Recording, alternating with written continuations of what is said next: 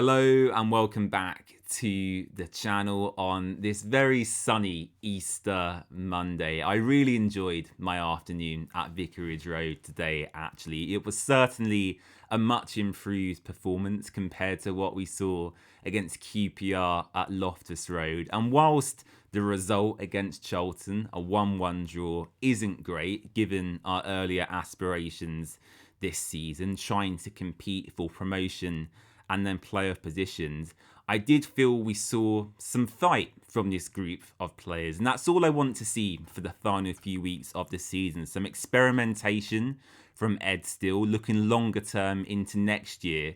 And also just a bit of willpower from this group to go out there and get a result for us. And they did just that today. And they certainly weren't scared of shooting at goal either. 31 goal attempts for Watford today, 10 on target, 2 hit the woodwork, and we forced the Charlton goalkeeper into 9 saves as well. The more concerning statistic, however, was that we created in open play 0 big chances. What's the solution for that? We'll come on to that a bit later in the video. Let's begin with the starting 11.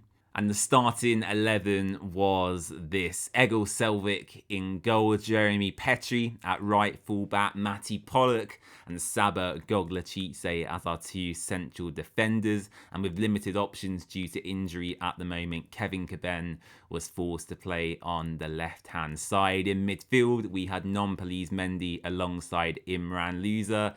Up front, we had Luka Irankunda partnered with Mamadou Doumbia, and out wide on the left, we had Georgi Shakvatatse, and on the right, Nestory Irankunda. I thought on paper that team sheet was fine. As I said, Ed still is hamstrung at the moment with our current injury and fitness situation. It must be incredibly frustrating for him to have so many good and key players out of the team currently. I did feel though that on paper we should still be beating Charlton, and on another day, if a few of them shots find their way into the back of the net, we probably do. I will give Charlton credit, they stuck in there and held on, and actually I felt Watford rode our luck at times with the chances the opposition created. But on the whole, it was a good performance. I was pretty happy going into half-time with it being 0-0. Nestory Irankunda had a couple of really good attempts saved, actually, just in front of the family stand. Some powerful strikes. Mamadou Doumbia was fine. I thought he put in an above-average performance. Luka Irankunda, however, flattered to deceive for me. I'm really becoming increasingly frustrated with his performances in a Watford shirt. I believe that's now 3 goals in 22 appearances for our Danish striker. And to put it lightly, it's just not good enough for a side who wanted to be challenging towards the top end of the table. He may argue himself that he is not receiving adequate service, but sometimes as a striker, you have to create your own opportunities. And just watching his body language and how he's competing for duels, both in the box and in open play, he's just not striking fear into opposition defenders for me. And that is a real problem. There was always a risk going into this season, not having that experienced pro up front. We have Luka, we have Mamadou Doumbia, and we have Vivaldo Semedo. I believe all strikers in the Watford side currently are under 23 years old. So there was always going to be an element of risk relying on a young crop of players. For me, though, now, that should be the end, at least for this season, of the Luka Irankunda experiment. I would much rather Mamadou Doumbia and Vivaldo Semedo receive more opportunities moving forward. I'm just not quite there with Luka anymore. I'm really becoming frustrated watching him in the stands. And do comment down below if you agree with me. Charlton took the lead in around the 60th minute, and you guessed it, it was from a long throw. Let's repeat that one more time. Where was it from? It was from a long throw again, and this is becoming such a bugbear for me this season. A few years ago, in the Premier League, long throws by teams like Burnley would be frowned upon. It would be called anti-football, the wrong way to play the beautiful game. And nowadays, you see teams like Arsenal and Brentford really exploiting sides using this tactic. And fair play to Nathan Jones, as much as I hate to say it, and fair play to Charlton. They really worked that move extremely well. And I think it was Matty Godden with the strike in the end after a bit of pinball in the Watford penalty area. We just couldn't clear it. Was there a particular player to blame? My eyes are kind of set on Saba Goglachitse a little bit here. It looked to me in the stands anyway like he was quite weak in the duels. He goes to ground quite easily. I'm just not a fan of his career so far at Watford. It's been a very short career with lots of ups and downs, but the general consensus around him at the moment is that he's just not quite the player we need in this Watford side. I would much rather another Matty Pollock than a Saba Goglachitse, if you get what I mean. I'm hoping I make coherent sense.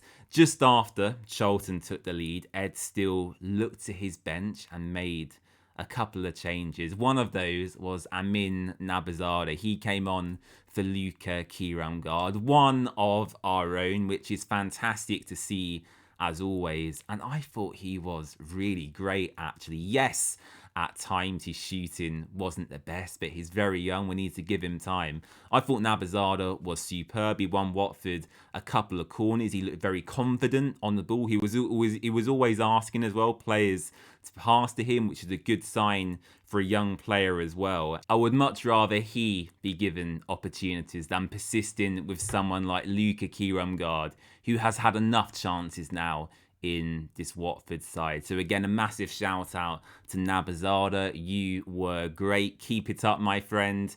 Nestory Irankunda, though, was the star of the show in the end. I alluded to his first half performance. Actually, I thought he was one of our better players in the first 45. He continued that, though, as well in the second half, shifting over really far to the right-hand side, exploiting the space in behind. And Imran Louza really opened up that Charlton defence. What a ball across the ground that was.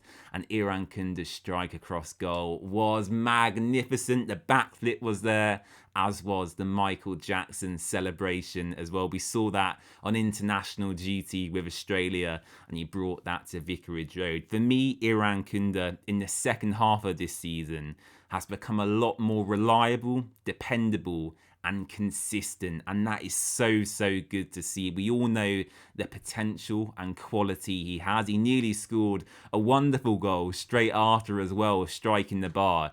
He's such a good player to have in this Watford side. If he becomes the person and player we all think he can be, he can become Mr. Watford. Troy Deeney back in the Premier League was always the face of our football club as kind of our brand, and I think Irankunda has the potential to draw fans in like that. So yeah, high praise for Nestory today. He's got to keep it up. He can't now dip in the weeks to come, but a really good showing from him today, and he thoroughly deserved the goal after his performance. Watford should have won it. We had plenty of chances after Irankunda's goal. Kwadwo Bar came on as well. It was good to see them two linking up on the right hand side for a little bit too. For me, I just found the afternoon really good. It was slightly tarnished, unfortunately, at the end by the injury to Connor Cody. He took a real whack in the face actually after a shot from Tom Ince. He was down on the ground for what felt like about 10 minutes. He received treatment from both the Watford and Charlton medical staff, and he was stretchered off in the end as well. I believe Adam Jury at the Watford Observer posted an update recently saying he is now conscious and receiving treatment in a local hospital, Connor Cody. So yeah, thoughts and prayers to him. Hopefully he's all good. And yeah, he really received a rocket of a strike into the face from Tom Ince. So yeah, thoughts and prayers to Connor Cody. All in all, in conclusion, I'm quite pleased. It's quite hard to discuss Watford at this point of the season. With nothing to play for, there is no jeopardy, which does make it difficult to talk about the fixtures to come. But as I said, I want to reiterate my earlier points. I want Ed Still to take this time to assess this group of players heading into the summer transfer window. Who does he want to keep around? Who does he want to move on? Experiment with some formations. Bed in some of our younger talents as well. We saw Nabazada come onto the pitch. I think Josh Mullins was on the bench as well. He's a defender. I'd like to see him get a shot. Jack Greaves, when he's fit. A lot of fans are calling for Albertines as well. There's a lot of promise in this Watford side. We just need to turn that promise into reality now, and that is going to take a little bit of time. But I'll leave it there. Thank you for listening to my ramble once again. I really do appreciate it. Don't forget to subscribe to the channel, and you can find us across all social platforms. We're here on YouTube, Twitter, TikTok, Instagram, Facebook, and yeah, I think I've covered every platform there. So yeah, thank you for watching. Really appreciate your time, and I'll see you again soon. Bye bye.